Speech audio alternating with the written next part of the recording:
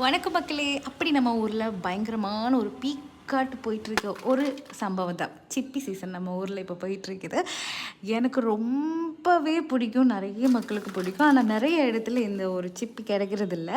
இன்றைக்கி நாங்கள் இந்த சிப்பியை வச்சு நாங்கள் நிறைய சிப்பி வாங்கிட்டோம். இன்றைக்கி இந்த சிப்பியை வச்சு என்ன பண்ணலாம் அப்படின்னு பார்க்கும்போது, சரி இன்றைக்கி ஃப்ரை பண்ணுவோம் நிறைய அப்படின்னு ஃப்ரை பண்ணோம். அதுக்கப்புறம் கொஞ்சம் அப்பம் வச்சோம். இந்த அரிசி மாவில் கொஞ்சம் அப்பம் வைப்பாங்க. இதில் பார்த்திங்கன்னா ஃபுல் அண்ட் ஃபுல்லி நம்ம நல்லா நீட்டாக க்ளீன் பண்ணி அதுக்குள்ளே வந்து பார்த்திங்கன்னா ஒரு புழு இருக்கும். அது எல்லாமே நல்லா நீட்டாக க்ளீன் பண்ணிவிட்டு அதுக்கு மேலே உள்ள கொஞ்சம் கொஞ்சம் சொரப்பாக இருக்கும். அது எல்லாமே நல்லா நீட்டாக க்ளீன் பண்ணிட்டோம்.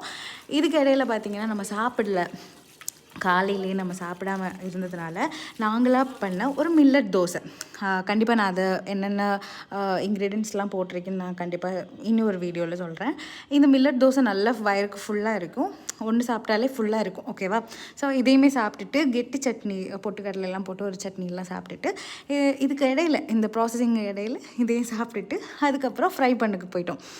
நான் என்ன போடுவேன்னா நார்மலாகவே மஞ்சள் மசாலா, நார்மலாக ஒரு மிளகு பொடி, மஞ்சள் பொடி, பின்ன கொஞ்சம் மைதா, கொஞ்சம் உப்பு, கருவேப்பிலை மஸ்ட், அப்போ தான் நல்ல ஸ்மெல் எடுக்கும்.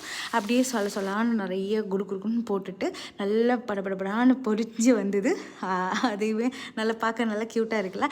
இதுக்கிடையில் பார்த்தீங்கன்னா மீஷோ ஆள் வந்துட்டாங்க. நாங்கள் ஒரு ப்ராடக்ட் ஆர்டர் பண்ணியிருந்தோம். அது என்னென்னு பார்த்தீங்கன்னா, இந்த நம்ம வந்து ஆயிலு அப்புறம் நெய் எதாக இருந்தாலும் டிப் பண்ணி நம்ம வந்து அதில் இப்போ சப்பாத்திக்கெலாம் மேலே தேய்க்குவோம்ல, அதுக்காக ஒன்று வாங்கினோம். இது பார்த்திங்கன்னா கிளாஸ் ஜார் ஆக்கும். அதுக்கப்புறம் பார்த்திங்கன்னா சிலிக்கான் இது டைப்பில் ப்ரஷ்ஷுமே கொடுத்துட்டாங்க.